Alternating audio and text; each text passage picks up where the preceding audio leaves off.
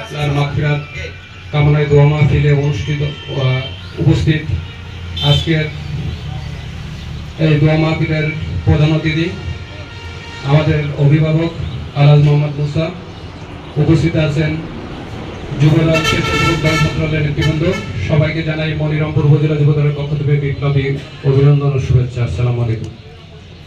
আসলে এখানে বক্তৃতা দেওয়ার কিছু নাই। রুবুল ভাই, আমি, আমিনুল ভাই, রুবুল ভাই আমরা সবসময় একসাথেই চলতাম।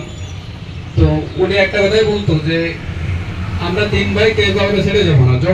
যখনই যা হয় আমরা তিন ভাই যখন প্রোগ্রাম হয় সবাই একসাথে যাব, একসাথেই থাকবো। লাস্ট একটা কথাই আমার বলছিল, আমরা যাচ্ছিলাম জিকর গাছা, তো ফোন দিলাম ভাই চলেন একটু জিকর গাছা যাবো, একটু তিন ভাই খাবো। তো বলছে দেখো তোরা যা, আমি পরে যাবো না। তো কথা বলে চলে গেলাম। ফিরতেছি, ফেরার সময় আবার ফোন দিচ্ছি ভাই চলেন একটু কেশবপুর যাবো।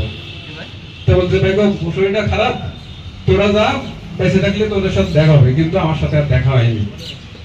তো আমি সবাইকে অনুরোধ করব, যদি ভাইয়ের প্রতি কারোর কোনো ক্ষোভ থাকে করজোরে অনুরোধ করব ক্ষমা করে দিবেন, আর তার মাগফিরাত কামনায় দোয়া করবেন। কারণ সে তো কবরবাসী হয়েছে, সে আর তার পক্ষে আর কোনো কিছু সম্ভব না। আমরা যেটাই করব তার কবরে সেটা যাবে। আর এখানে আমাদের অভিভাবক আছে, আমি তার কাছে রিকোয়েস্ট করব তার পরিবারের দিকে একটু খেয়াল করতে হবে। কারণ তার একটা ছেলে, এক মতো তার ছেলেটা এই ছেলের পক্ষে তার পরিবারের হাল ধরা সম্ভব না। তো আমরা আমাদের অভিভাবকদেরকে অনুরোধ করব, বিনীত অনুরোধ করব তাদের পরিবারের প্রতি একটু খেয়াল রাখতে। আর এই ছেলে স্বাবলম্বী হওয়া পর্যন্ত আমরা তাদের পরিবারের দায়িত্ব নিতে পারি কিনা সেটা আমরা আমাদের অভিভাবকদের কাছে জানতে চাই, এবং তারা নিশ্চয়ই হাল ধরবে। আর আমিও রাকিবকে বলছি, রাকিব কোনো সমস্যা হলে, কোনো কিছু হলে তুমি আমার ফোন দিবা, আমরা মানে যেভাবে পারি তোমাদের পাশে থাকবো। সবাইকে ধন্যবাদ।